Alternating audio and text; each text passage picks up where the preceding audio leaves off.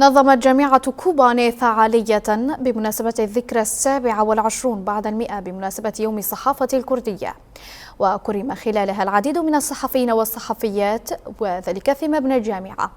وتخللت الفعالية عدة كلمات هنأت خلالها جميع الصحفيين بهذه المناسبة، كما ألقيت محاضرة للمدرس في المعهد العالي للإعلام علي نبو حول أهمية هذه المناسبة، ومشاركة للصحفي الكردي رشاد سورغل عبر الإنترنت قيم خلالها تاريخ هذه المناسبة.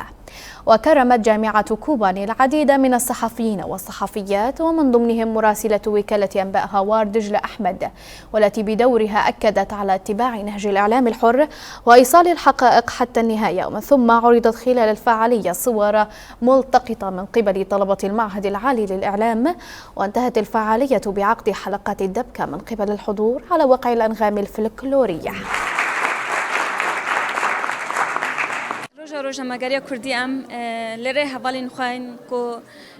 أهنئ يوم الصحافة الكردية على جميع الإعلاميين الذين ضحوا بأرواحهم في سبيل إيصال الحقائق، وأهنئ رفاقنا الذين استشهدوا أثناء عملهم الصحفي على ما فعلوه من أجلنا، حيث قدموا لنا هذا اليوم وكرمونا به، في مقدمتهم الشهيد غربة علي أرسوز وخليل داغ وجيهان بلقين وناظم داشتان وعقيد روج، الذين بكاميرتهم وصوتهم أظهروا لنا حقيقة العدو وناضلوا حتى وصلوا إلى مرتبة الشهادة. نحن محظوظون أنه للمرة الأولى سيتم فتح قسم معهد الإعلام في جامعة كوباني في مثل هذه المناسبة، وأهنئ الطلاب لأنهم حصلوا على فرصة كبيرة في هذه السنة. العمل الصحفي هو عمل مهم وقيم ومقدس، ومن الضروري على كل طالب دخل قسم الإعلام أن ينظر إلى هذا اليوم كهوية له لإظهار صوت الحقيقة، وبالأخص على الساحة الكردية.